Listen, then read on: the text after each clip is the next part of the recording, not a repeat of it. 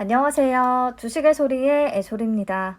요즘에 공모주가 워낙에 없었어서 그나마 미래에셋 글로벌리츠의 상장일이라도 기다리는 그런 상황이 됐는데요. 상장일 전에 체크해야 하는 내용들 간단히만 짚어보도록 하겠습니다. 우선 상장일은 12월 3일 내일이고요.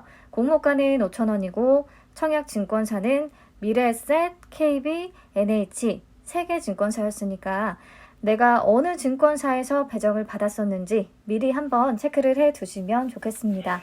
네, 최종 배정 현황부터 보시면요. KB증권의 일반 청약자 균등 배정 대상자 중에서 추가 납입을 하지 않은 분들이 계시더라고요. 그래서 28,563주의 미청약 수량이 발생을 했고요.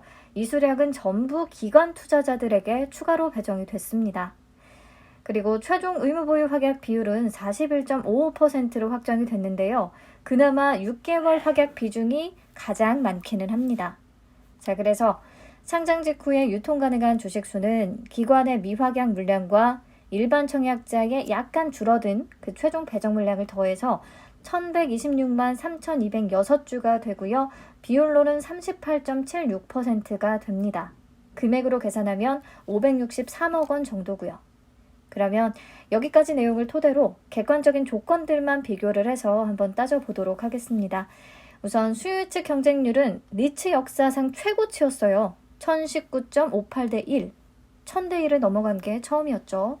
게다가 청약 경쟁률 또한 1위를 기록했습니다. 753.4대 1, 굉장히 뜨거운 관심을 받았던 리츠인데 의무 보유 확약 비율은 비교해서 보면 사실 그다지 높지가 않습니다. 상장 리츠 중에서 뒤에서 네 번째고요. 그냥 딱 평균 수준을 기록한 것 같아요. 근데 의무 보유 확약 비율이 엄청 높다고 해서 뛰어난 성과를 내지는 않더라고요. D&D 플랫폼 리츠가 81.20%였는데 그닥 크게 오르지는 않았었죠. 오히려 51%였던 SK 리츠가 굉장히 좋은 흐름을 보여줬었고요. 네, 그래서 여기까지 내용을 최종적으로 정리해둔 표고요. 최근 리츠들하고만 비교를 해봤어요. 보면 그리고 맨 아래 칸 유통 가능 금액이 최근 리츠들 중에서 그나마 가장 낮은 수준이거든요. 이 부분이 또 긍정적인 결과에 영향을 줬으면 하는 개인적인 바람입니다.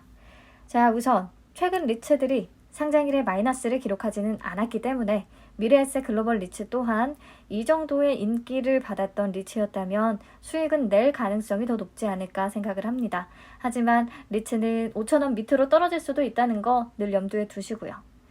내일 혹시나 5,000원을 하회하게 된다면 배당을 노리고 쭉 보유하시면 되겠고, 만약에 큰 폭으로 상승한다면 차익 실현한 뒤에 배당을 받고 싶으신 분들은 조금 조정받는 시기가 오면 다시 재매수하기를 추천드립니다. 그리고 예상 배당률 쪽에서 짚고 가야 하는 부분이 있는데요. 우선 미래에셋 글로벌 리츠는 반기 배당이기는 한데 회계 연도가 조금 달랐죠. 3월과 9월. 연한산 배당 수익률은 연 6% 이상이 기대되는 상황이고요. 배당 수익률은 5,000원 기준으로 계산이 됐다는 거 이제 다들 아시죠? 자, 근데 여기서 맨 위에 회계연도 제1기의 회계기간에 우선 오타가 하나 있습니다. 2021년 5월 21일부터 2022년 3월 31일이에요. 그래서 내년 3월 31일 기준 미래에셋 글로벌 리츠의 주주라면 첫 번째 배당을 받으실 수가 있는 건데요. 근데 예상 배당률이 연한산 2.54%라고 되어 있잖아요. 이 부분 설명을 드릴게요. 12월에 상장을 하게 되고 내년 3월 31일까지 4개월 동안의 운용기간 수익률을 연한산한 수치가 2.54%라는 뜻이에요.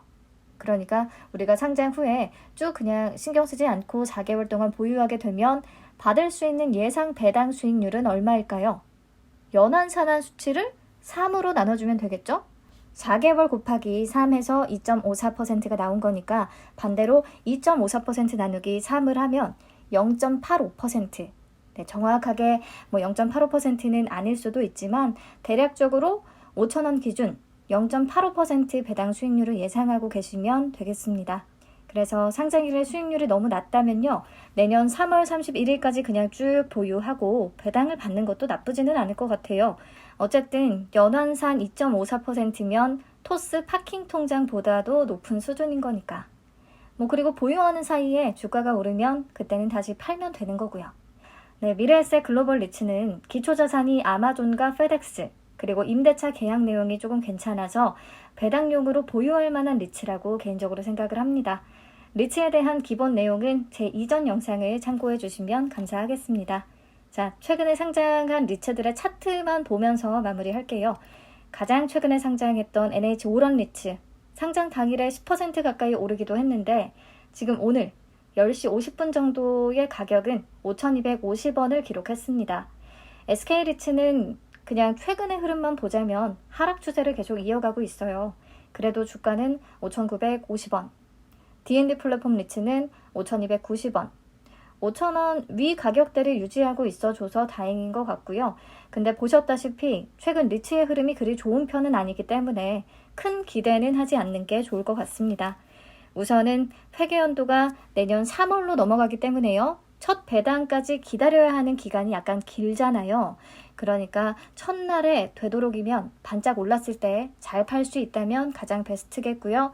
그렇지 않다면 혼란스러운 요즘 장에 그냥 안정적인 배당 수익을 노리고 쭉 가져가 보기에 그렇게 불안한 리츠는 아니라고 생각합니다. 다들 같은 생각하고 계실 것 같아요. 오늘 내용은 그래서 아주 특별한 건 없었네요. 그냥 정리 차원에서 봐주시면 감사하겠습니다. 오늘도 많이 웃는 날 되세요.